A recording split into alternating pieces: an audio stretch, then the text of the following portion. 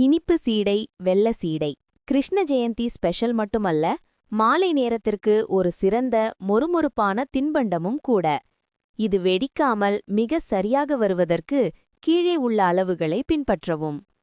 தேவையான பொருட்கள்: பச்சரிசி மாவு 2 கப் வறுத்தது, உளுந்து மாவு 2 டேபிள் ஸ்பூன் வறுத்தது, வெல்லம் 1 முதல் 1.25 கப் உங்கள் இனிப்பு சுவைக்கு ஏற்ப, துருவிய தேங்காய் 2 டேபிள் ஸ்பூன் லேசாக வதக்கியது, எள் கருப்பு அல்லது வெள்ளை 1 டீஸ்பூன், சுக்குத்தூள் மற்றும் ஏலக்காய் தூள் தலா அரை டீஸ்பூன், வெண்ணெய் 1 டேபிள் ஸ்பூன் உருகாத நிலையில், எண்ணெய் பொரிப்பதற்கு தேவையான அளவு, உப்பு 1 சிட்டிகை.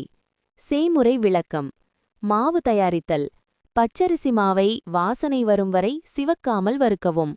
உளுந்தையும் பொன்னிறமாக வறுத்து அரைத்து சலித்து எடுத்துக்கொள்ளவும். வெல்லக் கரைசல்: ஒரு பாத்திரத்தில் வெல்லத்தை போட்டு அது மூழ்கும் அளவு மட்டும் தண்ணீர் ஊற்றி சூடாக்கவும். வெல்லம் கரைந்ததும் வடிகட்டி மீண்டும் அடுப்பில் வைத்து பாகாக காய்ச்ச தேவையில்லை, பிசுபிசுப்பு தன்மை வந்தால் போதும். மாவு பிசைதல்: ஒரு அகலமான பாத்திரத்தில் பச்சரிசி மாவு, உளுந்து மாவு, எள், தேங்காய் துருவல், ஏலக்காய் தூள், சுக்குத்தூள், உப்பு மற்றும் வெண்ணெய் ஆகியவற்றை சேர்த்து நன்றாக கலக்கவும். வெல்லம் சேர்த்தல்: சூடாக இருக்கும் வெல்லக்கரைசலை சிறிது சிறிதாக மாவின் மீது ஊற்றி கரண்டியால் கிளறவும். கை பொறுக்கும் சூடு வந்ததும் மென்மையாக பிசையவும். உருண்டை பிடித்தல்: மாவை சிறிய உருண்டைகளாக உருட்டவும். முக்கிய குறிப்பு: உருண்டைகளை மிகவும் அழுத்தி உருட்டக்கூடாது, லேசாக உருட்டினால்தான் உள்ளே வெந்து மொறுமொறுப்பாக இருக்கும்.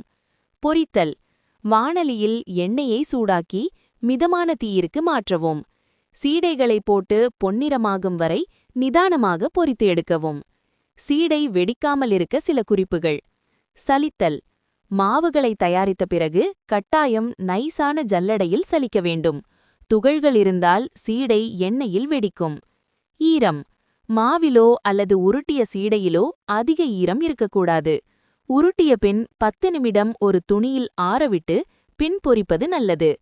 வெண்ணெய்: வெண்ணெய் சரியான அளவில் இருக்க வேண்டும். அதிகமாகிவிட்டால் சீடை எண்ணெயில் கரைந்துவிடும்.